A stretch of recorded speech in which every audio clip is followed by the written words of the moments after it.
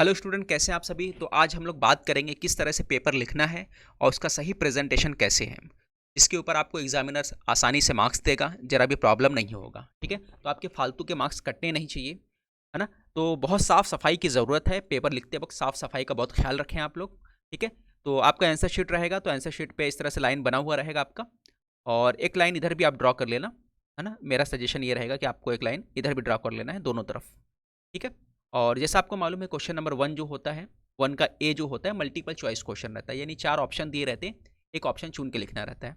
ठीक है, तो ऑप्शन के अंदर 4 ऑप्शन में ए बी सी डी दिया रहता है। सबसे पहले आपको यहाँ पे बॉक्स रहेगा, तो बॉक्स के अंदर आपको नंबर दे देना है। यहाँ पे क्वेश्चन रहेगा, क्यू लिखा रहेगा आपका, तो बॉक्स के अंदर आपको लिखना है क्वेश्चन नंबर 1 है तो 1 का ए लिख दिया आपने। ठीक है, इस तरह लिख देना है। और 1 का ए ऑप्शन क्या है, ए का कौन सा सवाल है, ये ए का पहला सवाल है, तो पहला सवाल यहाँ पे लिख देना इस लाइन के अंदर। ठीक है, तो आपने पहला सवाल लिख दिया। अब पहले का आंसर क्या था, बी, तो बी आपको लिख देना है। ठीक है, आपको यहाँ पे बी लिख देना है। अब बी के साथ आंसर भी लिख देना है। देखो यहाँ पे बी पे आंसर नहीं लिखा है, तो मैं आंसर भी लिख देता हूँ। मान के चलो यहाँ पे आंसर कितना, हमारा आंसर है 3, तो मैं क्या लिखूंगा, यहाँ पे 3 लिख दूंगा। ठीक है, सेकंड का आंसर जो आया सी आया, सी का आंसर मान के चलो यहाँ पे 10 था, तो मैं यहाँ पे क्या लिख दूंगा, साथ में 10 लिख दूंगा, 10 लिख दूंगा। थर्ड वाले का आंसर डी है, डी का जो आंसर मान के चलो यहाँ पे एक्स प्लस जो यहाँ पे मान के चलो 5 रहा है, तो यहाँ पे 5 लिख दो आप। ठीक है, फिर उसके बाद चौथे का ए, तो इसका आंसर मान के चलो जो है 25 है, तो 25 लिख दोगे आप। ए लिखोगे, ऑप्शन नंबर जो रहेगा आपका ए सिलेक्ट किया तो आपने ए लिखना है, और ए के बाद आपका जो भी आंसर रहेगा वहाँ पे वो भी साथ में लिखना है, ये ध्यान रखना आप लोग। ठीक है, फिर आगे बढ़ते हैं, क्वेश्चन नंबर बी की तरफ आ जाते हैं। तो उसी पेज पे लिखने के बजाय आप सेकंड पेज पे जाओगे, है ना। सेकंड पेज पे जाने के बाद आपको क्वेश्चन नंबर लेना है, क्या लेना है, क्वेश्चन नंबर 1 का बी ले लेना है। ठीक है, आप सेकंड पेज पे आ जाओ, और सेकंड पेज पे आने पे आपको 1 का बी ले लेने का है, तो यहाँ पे 1 लिखोगे, 1 का बी। ठीक है, अब यहाँ सॉल्यूशन वगैरह लिखने की जरूरत नहीं, डायरेक्ट आप सॉल्व लिख सकते हो। ठीक है, तो कोई प्रॉब्लम नहीं। ऊपर से एक लाइन छोड़ देना कम से कम, याद रहे यहाँ पे मेन बाउंड्री है, तो ऊपर का आप लाइन छोड़ देना। यहाँ से स्टार्ट करो आप। ठीक है, क्वेश्चन नंबर 1 का, है ना। तो बी का पहला सॉल्व कर रहे हैं, जो कि 1 मार्क्स के लिए हो, तो आपको मालूम अच्छे से। ठीक है, तो 4 क्वेश्चन रहते हैं, चारों के चारों आपको करना कंपलसरी है। ठीक है, तो यहाँ से सॉल्व करोगे, सबसे पहले आपको क्वेश्चन राइट डाउन करना है, तो यहाँ पे जो क्वेश्चन दिया हुआ था हमने इसे राइट डाउन कर लेना है। ठीक है, तो सबसे पहला काम क्या करना है, क्वेश्चन को राइट डाउन करना है हमें। तो ये जो आपका क्वेश्चन है इसको हमने यहाँ पे राइट डाउन कर दिया, ये क्लियर हो गया। इसके बाद आपको सॉल्यूशन लिखना है। फाइनल आपको आंसर जो रहेगा y = 3, है ना, जो आंसर आया उसको इस तरह से बना के लिखना रहेगा। ठीक है, तो फाइनल आंसर के ऊपर भी आपको आधा मार्क्स रहेगा, और स्टार्ट में जो आंसर सब्स्टिट्यूट करोगे, वैल्यू सब्स्टिट्यूट करोगे, वहाँ पे भी मार्क्स रहता है। ठीक है, इस तरह से आपको सिस्टमेटिक लिखना है, देयरफॉर वगैरह का साइन भी आपको लगाना जरूरी है, ये भी आप लगा देना। ठीक है, चलो आगे बढ़ते हैं, देखते हैं क्वेश्चन नंबर 2। देखो यहाँ पे आप देख सकते हैं। ठीक है, क्वेश्चन नंबर 2 जो आपको पता करना है, सॉल्व करना था, तो आपने यहाँ पे क्या किया, सबसे पहले क्वेश्चन लिख दिया। क्वेश्चन लिखने के बाद लेफ्ट हैंड साइड लिखा, सॉल्व करने के बाद left hand side equal to not right hand side था, तो यहाँ पे कट कर दिया हमने इस तरह से। ठीक है, और फाइनल फिर आंसर बना के आपको लिखना है, जैसा मैंने बताया था कि यहाँ पे सेंटेंस बना के आपको लिखना ज़रूरी है, तो इस तरह सेंटेंस बना के आपको लिखना है। एक चीज़ और भी मैं बोलूँगा, आप इजाफा करके चलो, कि जब भी क्वेश्चन का आंसर कंप्लीट हो जाएगा, बच्चों याद रखना, मैं यही बोलूँगा, जब भी क्वेश्चन का आंसर कंप्लीट हो जाएगा, मान के चलो मेरा आंसर कंप्लीट हो गया, इसके बाद आपको एक लाइन ड्रॉ कर देना है। ठीक है, यहाँ पे एक लाइन ड्रॉ कर देना है, सिंगल लाइन ड्रॉ करना है। ठीक है, क्वेश्चन नंबर 1 कंप्लीट हो गया, इसके आगे यहाँ पे सिंगल लाइन इस तरह से ड्रॉ कर दे, पता चल जाएगा भाई मेरा यहाँ पे सॉल्यूशन हो गया है। ठीक है, तो चलो आगे बढ़ते हैं और देखते हैं इसके बाद क्या करना है आपको। ठीक है, तो क्वेश्चन नंबर 1 का हो गया, बी हो गया। अब देखो यहाँ पे 2 क्वेश्चन हो गया, सेकंड क्वेश्चन मैंने कर लिया, अब थर्ड क्वेश्चन मुझे करना है, तो यहाँ पे फिर से आपको क्या लिखना पड़ेगा, देखो फिर से आपको यहाँ पे बी लिखना पड़ेगा, ध्यान रखिए, आपको फिर से लिखना पड़ेगा। 1 का बी कर रहे हो तो फिर से लिखना पड़ेगा, फिर यहाँ पे नंबर 3 डाल दो। नंबर 3 रखने के बाद आपको सॉल्व करना है। T1 फर्स्ट टर्म है, सेकंड टर्म, तो इस तरह से सॉल्व करने के बाद फाइनल जो आंसर रहेगा इस तरह से सेंटेंस बना के आपको लिखना ज़रूरी है। ठीक है, क्वेश्चन नंबर 4 जो है उसका सॉल्यूशन जो है कॉइन वाला है, तो इस तरह से बहुत आसान है, तो आपको इस तरह से लिख देना है। ठीक है, तो मेरे ख्याल से समझ में आ गया होगा। ये क्वेश्चन नंबर 1 का कंप्लीट हो गया, 1 का ए भी देख लिया हमने, बी भी देख लिया। अब क्वेश्चन नंबर 2 जो आ जाते हैं, ये आपको मालूम है कि क्वेश्चन नंबर 2 जो होता है 2 मार्क्स के लिए इंपॉर्टेंट क्वेश्चन है। तो स्टार्ट करना आपको, एक्टिविटी बेस्ड क्वेश्चन है, तो इसको कैसे करना है ध्यान रखिए आप। एक्टिविटी यहाँ पे लिखने की ज़रूरत नहीं है, डायरेक्ट स्टार्ट करोगे, क्वेश्चन आपको राइट डाउन करना है, आपने क्वेश्चन यहाँ पे राइट डाउन कर दिया, अब उसके बाद सॉल्व करना स्टार्ट करोगे। ठीक है, तो इसे फिलअप करना रहेगा। तो इस तरह से जो बॉक्स होते हैं ना बच्चों, उसको बनाना बहुत ज़रूरी है। कई बच्चे बॉक्स नहीं बनाते, जो गलती होती है, बॉक्स बनाना ज़रूरी है। ठीक है, एग्जामिनर को चेक करने में बहुत प्रॉब्लम हो जाता है अगर आप बॉक्स नहीं बनाओगे तो बॉक्स पे ही मार्क्स मिलने वाला है ना, तो बॉक्स बनाना बहुत ज़रूरी है। ठीक है, देखो यहाँ पे भी बॉक्स बना हुआ है, क्वेश्चन नंबर सेकंड जो है में बॉक्स में लिखना ज़रूरी है, बॉक्स बना के लिखना है, और बॉक्स को पेंसिल से बनाइए आप, पेन से मत बनाइए। ठीक है, यहाँ पे ब्लैक पेन वगैरह मत इस्तेमाल करिए, सिर्फ पेंसिल से बनाना है, एक ही पेन इस्तेमाल करना है आपको। ठीक है, आगे बढ़ते हैं। यहाँ पे भी एक्टिविटी लिखा है, एक्टिविटी लिखने की ज़रूरत नहीं है, जैसे मैं बार बार बता रहा हूँ आपको। ठीक है, और हर पेज पे लाइन इस तरह ड्रॉ करना है। ठीक है, और उसके अलावा और क्या करना है आपको ध्यान रखना है, क्वेश्चन कंप्लीट हुआ तो एक लाइन ड्रॉ करना है। ठीक है, यहाँ पे कंप्लीट हुआ एक लाइन ड्रॉ कर देना है, यहाँ पे कंप्लीट हो गया एक लाइन और ड्रॉ कर देना है। ठीक है, उसके बाद देखो क्वेश्चन नंबर 3 हो गया ए। अब 3 तीसरे पे यहाँ पे पूरा कंप्लीट हो गया आपका, तो यहाँ पे 2 लाइन ड्रॉ कर दो आप। इसका मतलब हो गया आप इशारा दे रहे हो कि भाई हमारा जो है ना क्वेश्चन नंबर 2 का ए कंप्लीट हो गया 2 लाइन ड्रॉ करने से। ठीक है, फिर आप नए पेज पे आ जा रहे हो।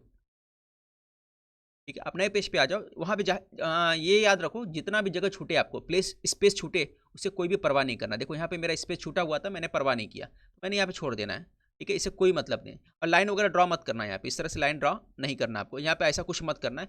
हो गया, बस यहाँ पे 2 लाइन ड्रॉ कर दो, ऐसा 2 लाइन ऐसा मार दो, मतलब हो गया। चलो ठीक है, समझ गया होगा।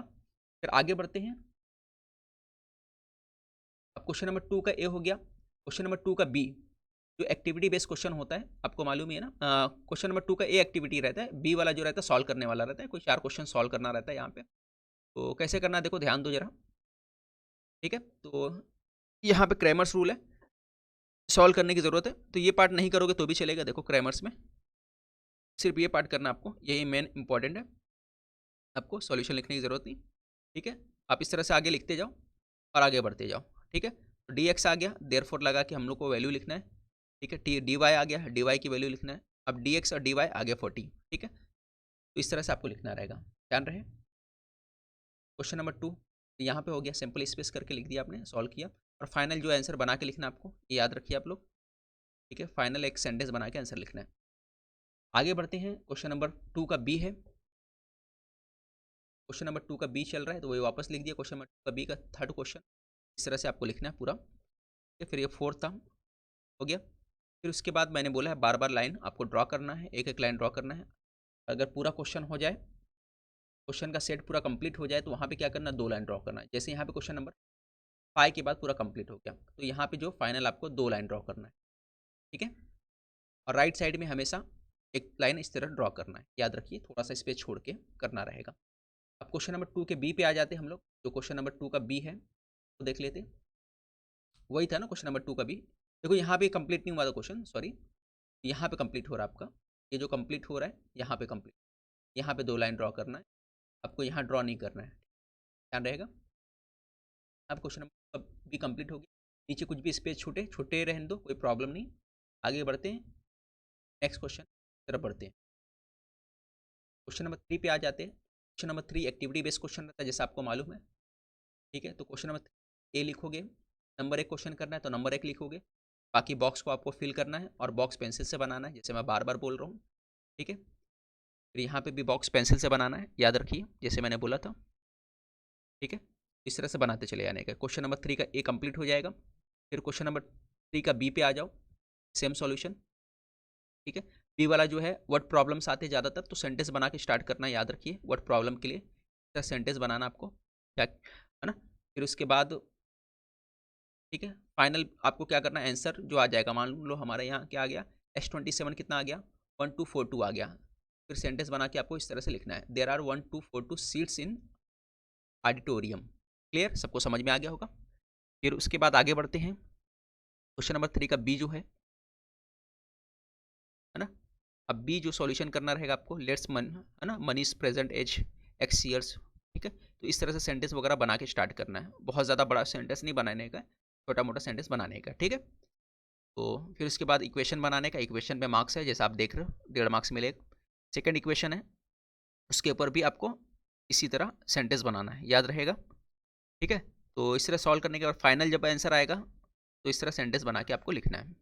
ठीक है, और सॉल्यूशन कंप्लीट लिख देने का। ठीक है, चलो आगे बढ़ते, क्वेश्चन नंबर 4 हो गया, इसी तरह क्वेश्चन नंबर आगे बढ़ते रहने का और सॉल्व करते रहने का। जब कंप्लीट हो जाए तो 2 लाइन ड्रॉ कर देने का, जैसे मैं बार बार बोलते आया हूँ, 2 लाइन इस तरह ड्रॉ कर देने का। अगर फाइनल हो जाएगा, पूरा सेट खत्म हो जाएगा ना, तो 2 लाइन ड्रॉ करने का है। ठीक है, अब क्वेश्चन नंबर 4 पे आ जाओ। क्वेश्चन नंबर 4 जो है बाहर का क्वेश्चन रहता है, हॉट क्वेश्चन जो उसको बोला जाता है।